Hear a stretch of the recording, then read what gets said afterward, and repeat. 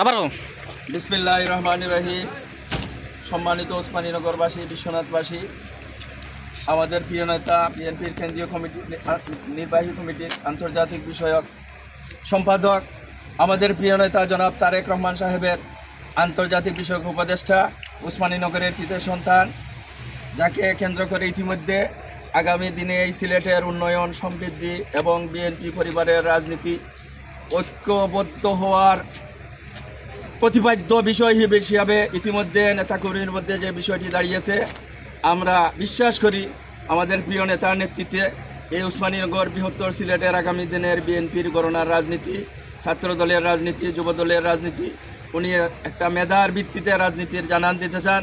ইতিমধ্যে আমরা যে বিষয়টি সোশ্যাল মিডিয়ায় দেখেছি, যুক্তরাষ্ট্রের ক্যালিফোর্নিয়াতে মাত্র গেল 2 বছরের ব্যবধানে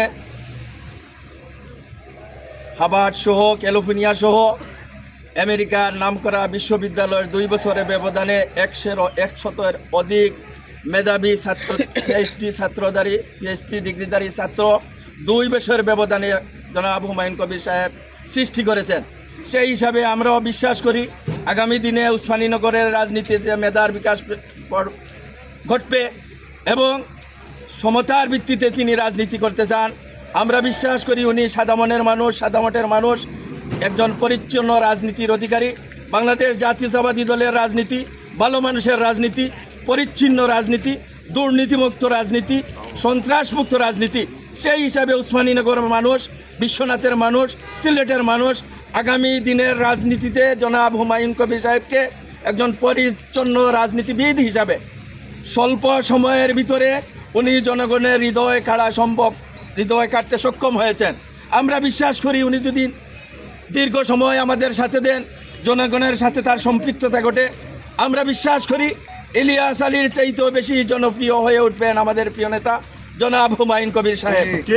আজকের এই আয়োজনে প্রবাসের মধ্যে যুক্তরাজ্যে আমাদের এলাকার সুসন্তান জনাব হুমায়ুন কবির সাহেবের অত্যন্ত আত্মীয়তার বন্ধনে যিনি পরিচিত, ওনার আস্থাভাজন জনাব আসিফ বক্স সাহেব আমাদের উসমানপুরের পক্ষ থেকে অনেক মানুষ নিয়ে আজকের এই স্বদেশ আগমন হিসাবে আমাদেরকে সহযোগিতা করছেন। আমরা জনাব হুমায়ুন কবির সাহেবের স্বদেশ আগমন উপলক্ষে জনাব আসিফ বক্স সাহেবের পক্ষ থেকে সবাইকে ধন্যবাদ জানাচ্ছি। আসসালামু আলাইকুম।